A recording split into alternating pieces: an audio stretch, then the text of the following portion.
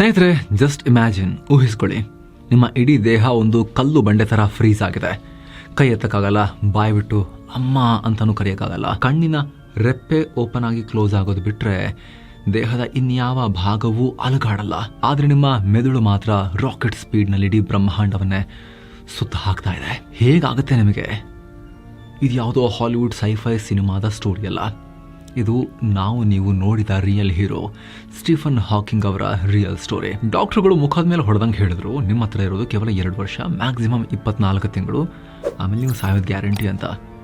ಆದರೆ ಆ ವ್ಯಕ್ತಿ ಯಮನನ್ನೇ ವೇಟಿಂಗ್ ಲಿಸ್ಟ್ ನಲ್ಲಿ ಇಟ್ಟು ವಿಧಿಯ ಬರಹವನ್ನ ತಿದ್ದಿ ಬರೋಬ್ಬರಿ 50 ವರ್ಷ ಎಕ್ಸ್ಟ್ರಾ ಬದುಕಿಬಿಟ್ರು. ದೇಹ ಕುರ್ಚಿಗೆ ಅಂಟಿಕೊಂಡಿದ್ರು ಕೂಡ ಅವರ ಮನಸ್ಸು ಮಾತ್ರ ಬ್ಲ್ಯಾಕ್ ಹೋಲ್ ಒಳಗಡೆ ಹೋಗಿ ಬರ್ತಾ ಇತ್ತು. ಇನ್ನೊಂದು ಶಾಕಿಂಗ್ ವಿಚಾರ ಅಂದ್ರೆ ಅವರ ಹುಟ್ಟು ಮತ್ತು ಸಾವಿನ ದಿನಾಂಕದಲ್ಲೇ ಒಂದು ಮಿಸ್ಟರಿ ಇದೆ. ಆಧುನಿಕ ವಿಜ್ಞಾನದ ಪಿತಾಮಹ ಗೆಲಿಲಿಯೋ ತೀರ್ಕೊಂಡ ಸರಿಯಾಗಿ 300 ವರ್ಷಕ್ಕೆ ಇವರು ಹುಟ್ಟುತ್ತಾರೆ. ಅಷ್ಟೇ ಅಲ್ಲ, ಜಗತ್ತು ಕಂಡ ಜೀನಿಯಸ್ ಐನ್ಸ್ಟೈನ್ ಹುಟ್ಟಿದ ದಿನವೇ ಮಾರ್ಚ್ 14ನೇ ತಾರೀಕು ಇವರು ಪ್ರಾಣ ಕಳ್ಕೊಳ್ತಾರೆ. ಇದು ಕೋಇನ್ಸಿಡೆನ್ಸಾ ಅಥವಾ ಆ ವಿಧಿನೇ ಬ್ರಹ್ಮಾಂಡದ ರಹಸ್ಯಗಳನ್ನ ಭೇದಿಸೋಕೆ ಅಂತಾನೆ ಅವ್ರನ್ನ ಕಳಿಸ್ಬಿಟ್ಟಿದ್ದ?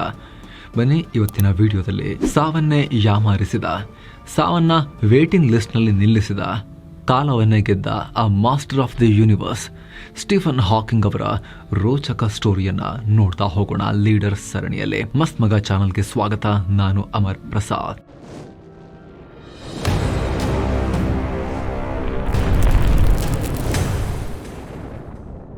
ಸೋಮಾರಿ ಹುಡುಗನ ತಲೆಯಲ್ಲಿತ್ತು ಐನ್ಸ್ಟೈನ್ರ ಮೆದುಳು.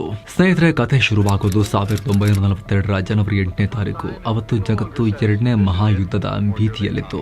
ಅದೇ ದಿನ ಇಂಗ್ಲೆಂಡ್ನ ಆಕ್ಸ್ಫರ್ಡ್ನಲ್ಲಿ ಸ್ಟೀಫನ್ ಹಾಕಿಂಗ್ ಜನಿಸಿದ್ರು. ನಾವು ಸ್ಟೀಫನ್ ಹಾಕಿಂಗ್ ಅಂದ್ರೆ ವೀಲ್ ಚೇರ್ನಲ್ಲಿ ಕೂತು ಕತ್ತನ್ನ ಪಕ್ಕಕ್ಕೆ ವಾಲ್ಸಿರೋ ಇಮೇಜ್ ನೋಡಿರ್ತೀವಿ. ಅಯ್ಯೋ ಪಾಪರಿ, ಇದು ತುಂಬಾ ಜನ ಅವ್ರ ಬಗ್ಗೆ ಹೇಳೋದು. ಇನ್ನೊಂದ್ಸಲಿ ಇವರಿಗೆ ಅಯ್ಯೋ ಪಾಪರಿ ಅಂತ ಹೇಳೋಕ್ಕಿಂತ ಮುಂಚೆ ಅವ್ರು ಹಂಗಿದ್ದು ಏನೆಲ್ಲ ಮಾಡಿದ್ರು, ಎಲ್ಲ ಸರಿಯಾಗಿದ್ದು ನಾವೇನು ಮಾಡ್ತಾ ಇದೀವಿ ಅಂತ ಯೋಚನೆ ಮಾಡ್ತೀವಿ ನಾವು. ಈ ವರದಿ ಮುಗಿಯುವಷ್ಟರಲ್ಲಿ ಕಾಲೇಜಲ್ಲಿ ಇವರು ಪಕ್ಕಾ ಪ್ಲೇ ಬಾಯ್ ಆಗಿದ್ರು.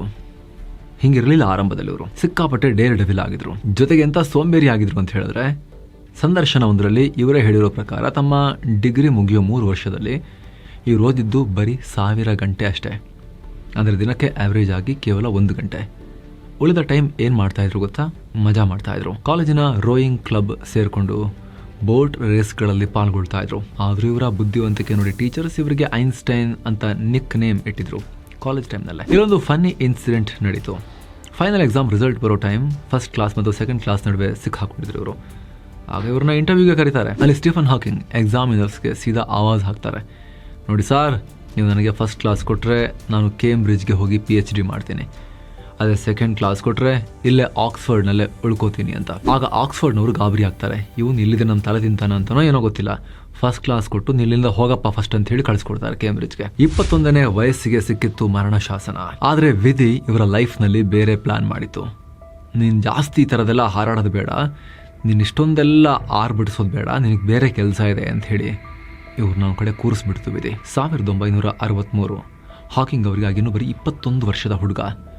ಕ್ರಿಸ್ಮಸ್ ರಜೆಗೆ ಮನೆಗೆ ಅಂತ ಬಂದಾಗ ಮೆಟ್ಟಿಲು ಹತ್ತೋಕೆ ಆಗದೆ ಕೆಳಗೆ ಬಿದ್ದು ಬಿಡ್ತಾರೆ.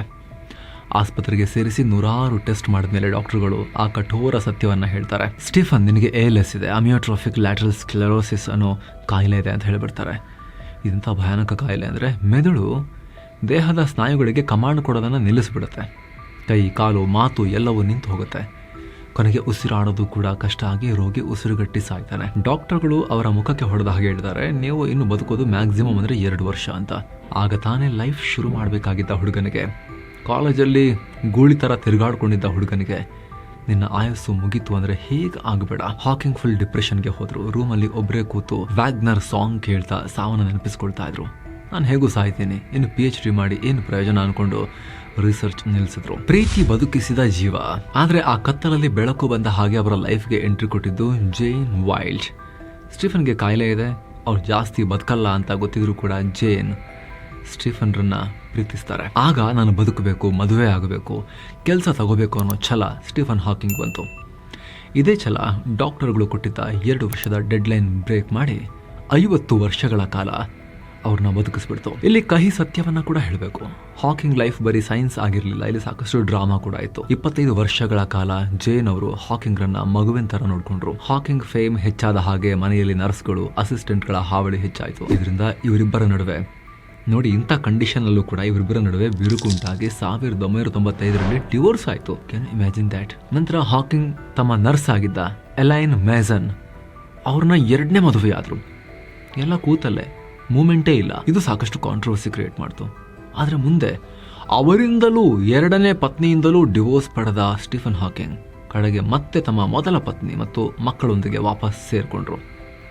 ಇದೆಲ್ಲ ಆಗಿದ್ದು ಕೂತಲ್ಲೇ, ಅಲುಗಾಡ್ತೇನೆ. ಕಪ್ಪು ಕುಳಿ ಕಪ್ಪಗಿಲ್ಲ, ಅದು ಸತ್ಯ ಬದಲಿಸಿದ ಸೈನ್ಸ್. ಈಗ ಹಾಕಿಂಗ್ ಮಾಡಿದ ಅತಿ ದೊಡ್ಡ ಸಾಧನೆ ಬಗ್ಗೆ ಮಾತನಾಡೋಣ.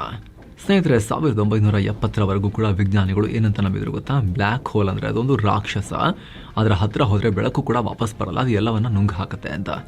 ಆದರೆ ಹಾಕಿಂಗ್ ತಮ್ಮ ವೀಲ್ ಚೇರ್ ಮೇಲೆ ಕೂತು ಒಂದು ಫಾರ್ಮುಲಾ ಬರೆದ್ರು. ಅವರು ಕ್ವಾಂಟಮ್ ಫಿಸಿಕ್ಸ್ ಬಳಸಿ ಜಗತ್ತನ್ನೇ ಬೆಚ್ಚಿ ಬೀಳಿಸೋ ಸ್ಟೇಟ್ಮೆಂಟ್ ಕೊಟ್ಟರು.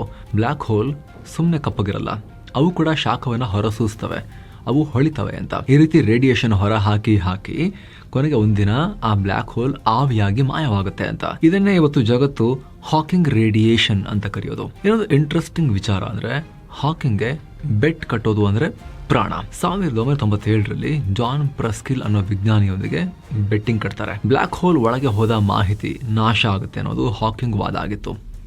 ಆದರೆ 2004ರಲ್ಲಿ ಹೊಸ ಸಂಶೋಧನೆ ಬಂದಾಗ, ಇಲ್ಲ, ನಾನು ತಪ್ಪು ಮಾಹಿತಿ ಕೊಟ್ಟಿದ್ದೆ, ಮಾಹಿತಿ ನಾಶ ಆಗಲ್ಲ ಅಂತ ಸಾರ್ವಜನಿಕವಾಗಿ ಒಪ್ಕೊಂಡು ಬೆಟ್ಟನ್ನ ಸೋತ್ರು ಅವರು.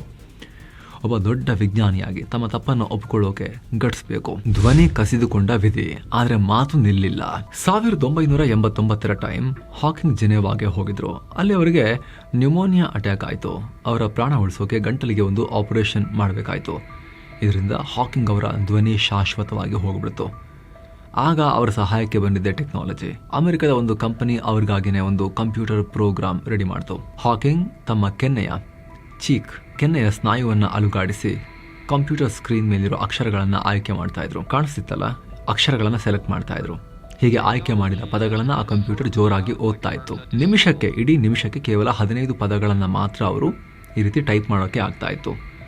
ಆದರೆ ಆ ರೋಬೋಟಿಕ್ ಧ್ವನಿ ಇದೆಯಲ್ಲ, ಅದು ಸ್ಟೀಫನ್ ಹಾಕಿಂಗ್ ಅವರ ಐಡೆಂಟಿಟಿ ಆಗೋಯ್ತು. ಮುಂದೆ ಟೆಕ್ನಾಲಜಿ ಎಷ್ಟೇ ಬೆಳೆದರೂ ಕೂಡ ಹಾಕಿಂಗ್ ಅದೇ ಹಳೆಯ ಕಾಲದ ರೋಬೋಟಿಕ್ ಧ್ವನಿಯನ್ನೇ ಉಳಿಸ್ಕೊಂಡು ಅದನ್ನೇ ಬಳಸ್ತಾ ಇದ್ರು. ಜಗತ್ತು ಓದಿದ ಆದ್ರೆ ಅರ್ಥವಾಗದ ಪುಸ್ತಕ. ವಿಜ್ಞಾನಿಯರು ಬರೀ ಲ್ಯಾಬ್ನಲ್ಲಿರ್ತಾರೆ, ಜನಸಾಮಾನ್ಯರಿಗೆ ಅವರ ಭಾಷೆ ಅರ್ಥ ಆಗಲ್ಲ ಅಂತ. ಆದರೆ ಹಾಕಿಂಗ್ ಅದನ್ನ ಚೇಂಜ್ ಮಾಡಿದ್ರು. ಅವರೇ ಬ್ರೀಫ್ ಹಿಸ್ಟ್ರಿ ಆಫ್ ಟೈಮ್ ಅನ್ನೋ ಪುಸ್ತಕವನ್ನು ಬರೆದ್ರು.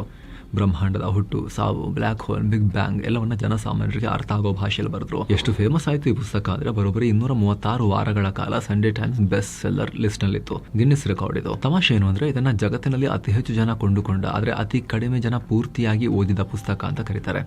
ಎಲ್ಲ ಖರೀದಿ ಮಾಡಿದ್ರು, ತಗೊಂಡೋಗಿ ಇಟ್ಕೊಂಡ್ರು, ಓದಿಲ್ಲ ಜಾಸ್ತಿ. ಅದರಿಂದ ಫಿಸಿಕ್ಸ್ ಎಷ್ಟೋ ಜನಕ್ಕೆ ತಲೆಗೆ ಹೋಗ್ಲೇ ಇಲ್ಲ. ಆದರೂ ಹಾಕಿಂಗ್ ಒಬ್ಬ ರಾಕ್ ಸ್ಟಾರ್ ಆದ್ರು. 2007ರಲ್ಲಿ ಒಂದು ಮ್ಯಾಜಿಕ್ ನಡೀತು. ಬರೋಬ್ಬರಿ 40 ವರ್ಷಗಳ ಕಾಲ ವೀಲ್ ಚೇರ್ ಮೇಲೆ ಬಂದಿಯಾಗಿದ್ದ ಹಾಕಿಂಗ್ ಮೊದಲ ಬಾರಿ ಗಾಳಿಯಲ್ಲಿ ತೇಲ್ಬಿಟ್ರು. ಅವರು 0 ಗ್ರಾವಿಟಿ ವಿಮಾನದಲ್ಲಿ ಪ್ರಯಾಣ ಮಾಡಿದ್ರು. ಆ ಕೆಲ ನಿಮಿಷಗಳ ಕಾಲ ಅವರು ತಮ್ಮ ಪ್ಯಾರಾಲಿಸಿಸ್ ಅನ್ನ ಮರೆತು ಬಿಟ್ರು. ಕೆಳಗೆ ಬಂದ ಮೇಲೆ ಅವರು ಹೇಳಿದ ಒಂದೇ ಮಾತು, ನಾನು ಸೂಪರ್ ಮ್ಯಾನ್ ಆಗಿದ್ದೆ ಅಂತ ನನಗೆ ಫೀಲ್ ಆಯ್ತು ಅಂತ. ಭವಿಷ್ಯದ ಬಗ್ಗೆ ಹಾಕಿಂಗ್ ಭಯಾನಕ ಎಚ್ಚರಿಕೆ. ಹಾಕಿಂಗ್ ತಮ್ಮ ಕೊನೆ ದಿನಗಳಲ್ಲಿ ಮನುಕುಲಕ್ಕೆ ಕೆಲವೊಂದು ಸೀರಿಯಸ್ ವಾರ್ನಿಂಗ್ ಗಳನ್ನ ಕೊಟ್ಟರು. ನಂಬರ್ 1, AI ಅಪಾಯ. ಆರ್ಟಿಫಿಷಿಯಲ್ ಇಂಟೆಲಿಜೆನ್ಸ್ ಪೂರ್ತಿಯಾಗಿ ಡೆವಲಪ್ ಆದರೆ ಅದು ಯೂನಿವರ್ಸಲ್ ಜನರಲ್ ಇಂಟೆಲಿಜೆನ್ಸ್ AGI ತರ ಡೆವಲಪ್ ಆಗ್ಬಿಡ್ತು ಅಂತ ಹೇಳಿದ್ರೆ ಅದು ಮನುಷ್ಯ ಕುಲದ ಅಂತ್ಯಕ್ಕೆ ಕಾರಣವಾಗಬಹುದು ಅಂತ ವಾರ್ನಿಂಗ್ ಕೊಟ್ಟರು. ಅತ್ಯಂತ ಶಕ್ತಿಶಾಲಿ AIಗೆ ನಮ್ಮನ್ನ ಕೊಲ್ಲಬೇಕು ಅನ್ನೋ ದುರುದ್ದೇಶ ಇಲ್ಲದೆ ಇರಬಹುದು, ಆದರೆ ಅದರ ಗುರಿ ನಮ್ಮ ಅಸ್ತಿತ್ವಕ್ಕೆ ಅಡ್ಡ ಬಂದರೆ ನಮಗೆ ಉಳಿಗಾಲ ಇಲ್ಲ ಅಂದರು. ಹಾಗೆ ನಂಬರ್ 2, ಏಲಿಯನ್ ಕಾಂಟ್ಯಾಕ್ಟ್ ಬೇಡ ಅಂದರು. ಬಾಹ್ಯಾಕಾಶಕ್ಕೆ ಸಿಗ್ನಲ್ ಕಳಿಸಿ ಏಲಿಯನ್ಗಳನ್ನು ಕರಿತಾ ಇದ್ದೀವಿ, ಆದರೆ ಇದು ಡೇಂಜರಸ್. ಕೊಲಂಬಸ್ ಅಮೆರಿಕಾಗೆ ಹೋದಾಗ ಅಲ್ಲಿನ ನೇಟಿವ್ ಜನರಿಗೆ ಒಳ್ಳೇದಾಗಲಿಲ್ವಲ್ಲ, ಹಾಗೆ ಅಡ್ವಾನ್ಸ್ಡ್ ಏಲಿಯನ್ಸ್ ಬಂದರೆ ನಮ್ಮನ್ನು ಹೊಸಕ್ಕೆ ಬಿಸಾಕಿಬಿಡ್ತಾರೆ ಅಂತ ಹೇಳಿದ್ರು. ನಂಬರ್ 3, ದೇವರಿಲ್ಲ ಅಂದರು. ಬ್ರಹ್ಮಾಂಡದ ಸೃಷ್ಟಿಗೆ ದೇವರ ಅವಶ್ಯಕತೆ ಇಲ್ಲ, ಫಿಸಿಕ್ಸ್ನ ನಿಯಮಗಳೇ ಸಾಕು ಅಂತ ಅವರು ನೇರವಾಗಿ ಹೇಳಿದ್ದಾರೆ. ಸ್ವರ್ಗ ಅನ್ನೋದು ಕತ್ತಲಿಗೆ ಹೆದರುವವರು ಕಟ್ಟಿಕೊಂಡ ಕಥೆ ಅನ್ನೋದು ಅವರ ನಂಬಿಕೆಯಾಗಿತ್ತು. ನಕ್ಷತ್ರಗಳ ನಡುವೆ ಪಯಣ.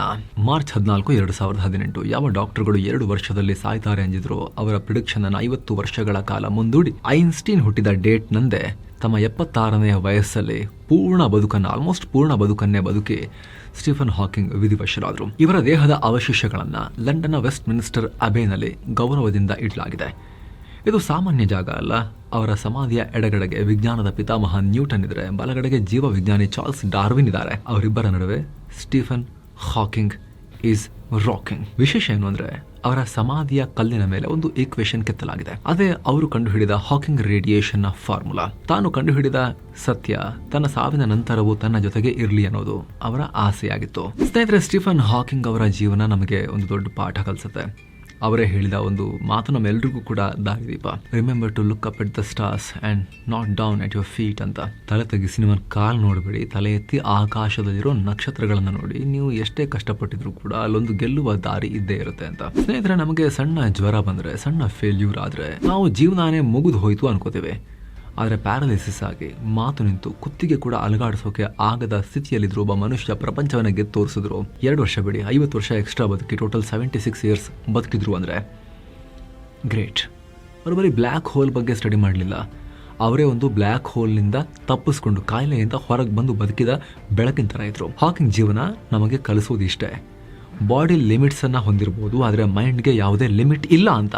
ನನಗೆ ಅದು ಸಮಸ್ಯೆ ಇದೆ, ನನಗೆ ಇದು ಸಮಸ್ಯೆ ಇದೆ, ನನಗೆ ಈ ಸೃಷ್ಟಿ, ಈ ದೇವರು ನನಗೆಲ್ಲ ಹಿಂಸೆ ಕೊಟ್ಬಿಟ್ಟಿದ್ದಾರೆ, ಇಡೀ ಜಗತ್ತು ನನ್ನ ವಿರುದ್ಧ ಕಾನ್ಸ್ಪಿರಸಿ ಮಾಡ್ತಾ ಇದೆ, ನನಗೆ ಮಾತ್ರ ಕಷ್ಟ ಅಂತ ಕೊರಗ್ತಾ ಕೂರೋದ್ರ ಬದಲು ನಾವು ಪ್ರತಿಯೊಂದರಲ್ಲೂ ಕೂಡ ಮೋಟಿವೇಶನ್ ತಗೋಬೇಕು. ಸಮಸ್ಯೆಯಲ್ಲಿರೋ ವ್ಯಕ್ತಿಗಳೇ ಇಲ್ಲ, ಕುಟುಂಬಗಳೇ ಇಲ್ಲ, ಎಲ್ರಿಗೂ ಅವ್ರದ್ದೇ ಆದ ಇಶ್ಯೂಸ್ ಇದ್ದೇ ಇರ್ತವೆ. ಬಟ್ ಎಷ್ಟೋ ಜನ ಕಂಪೇರ್ ಮಾಡಿದ್ರೆ still we are doing better ಅನ್ನೋದು ನಮಗೆ ಇನ್ನಷ್ಟು ದೊಡ್ಡ ಸಾಧನೆಗೆ ಮೋಟಿವೇಶನ್ ಕೊಡಬೇಕು. ಕಷ್ಟ, ಅಯ್ಯೋ ನನಗೆ ಅಲ್ಲಿ ನೋವು, ಇಲ್ಲಿ ನೋವು, ನನಗೆ ಆ ಸಮಸ್ಯೆ, ಈ ಸಮಸ್ಯೆ ಇದೆ. ಸ್ಟೀಫನ್ ಹಾಕಿಂಗ್ ಅವ್ರನ್ನ ನೆನೆಸ್ಕೊಳ್ಳಿ ಒಂದ್ಸಲ. ಈ ವಿಡಿಯೋ ನಿಮಗೆ ಇನ್ಸ್ಪೈರಿಂಗ್ ಅನ್ಸಿದ್ರೆ ಸ್ನೇಹಿತರೆ, ಮಿಸ್ ಮಾಡದೆ ಲೈಕ್ ಮಾಡಿ.